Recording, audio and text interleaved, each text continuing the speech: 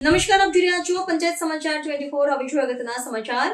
દાહોદમાં ભરતીના માપદંડો સામે ભારત આદિવાસી પાર્ટીનો મોરચો। લઘુત્તમ ગુણના નિયમ સામે કલેક્ટરને અપાયું આવેદન।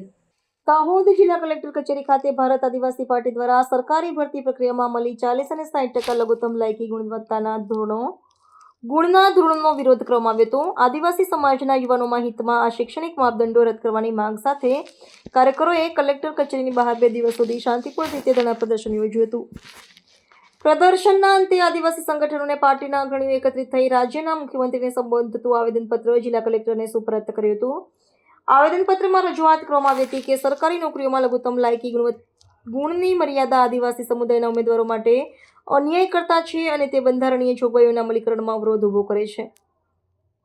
ભારત આદિવાસી પાર્ટીના નેતાઓએ જણાવ્યું હતું કે આ પ્રકારના ગેરબંધારણીય ઠરાવોને કારણે અંતરિયાળ વિસ્તારના અનેક પ્રતિભાશાળી યુવાનો સરકારી સેવામાં જોડાવાની તક ગુમાવી રહ્યા છે। વંચિત સમુદાયોને સન્માન તકો મળી રહે તે હેતુથી આ ભરતી નિયમોમાં તાત્કાલિક સુધારો કરવાની માંગણી આ તકે દોહરાવવામાં આવી હતી। આ વિરોધ પ્રદર્શન દરમિયાન મોટી સંખ્યામાં યુવાનો અને પક્ષના કાર્યકરો ઉપસ્થિત રહ્યા હતા, જેમણે સૂત્રોચ્ચાર દ્વારા પોતાની માંગણીઓ સરકાર સુધી પહોંચાડવાનો પ્રયાસ કર્યો હતો। આદિવાસી પાર્ટીએ ચીમકી ઉચ્ચારી હતી કે જો આગામી દિવસોમાં વિવાદાસ્પદ ઠરાવ પરત ખેંચવામાં નહીં આવે તો સમગ્ર રાજ્યમાં આંદોલનને વધુ તેજ બનાવવામાં આવશે। જિલ્લા વહીવટીતંત્ર દ્વારા રજૂઆતને યોગ્ય માધ્યમથી રાજ્ય સરકાર સુધી પહોંચાડવાની ખાતરી આપવામાં આવી હતી। જોહાર, હું જય માલીવાડ એડવોકેટ।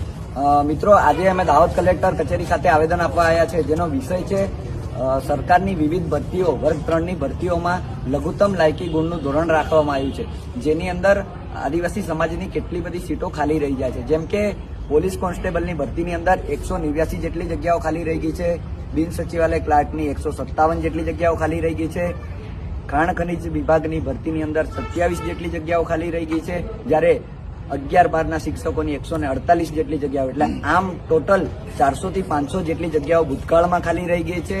અને આવનારી જે ભવિષ્યની ભરતીઓ છે એમાં પણ લઘુત્તમ લાયકી ગુણનું ધોરણ જો રાખવામાં આવશે તો આદિવાસી અને એસસી વિદ્યાર્થીઓને ખૂબ જ નુકસાન થવાનું છે। એ બાબતે અમે માન્ય દાહોદ કલેક્ટર શ્રી મારફતે મુખ્યમંત્રીશ્રીને આવેદન આપ્યું છે। આ અગાઉ અમે ગુજરાતના આદિવાસી 27 ધારાસભ્યો પૈકી 26 ધારાસભ્યોને આવેદનપત્ર આપી ચૂક્યા છે, 5 સાંસદ સભ્યોને આવેદનપત્ર આપી ચૂક્યા છે, છતાં પણ એક સાંસદ અને 2-3 MLA સિવાય બીજા કોઈ જ ધારાસભ્ય આ બાબતે બોલ્યા નથી। અને બંધારણની અંદર એવી જોગવાઈ કરેલી છે અનુચ્છેદ 335 મુજબ કે જો એસસી અને એસટીના વિદ્યાર્થીઓ લઘુત્તમ લાયકી ગુણનું ધોરણ ના લાવી શકે તો ક્રાઇટેરિયા નીચે ઘટાડી અને જે બાકી રહેતી સીટો હોય એ ભરવાની જોગવાઈ બંધારણે આપેલી છે। તો શું સરકાર બંધારણથી મોટી છે? તો આ અમે સરકારને પૂછવા માંગીએ છીએ કે તમે બંધારણનું પાલન કરો છો કે નથી કરતા।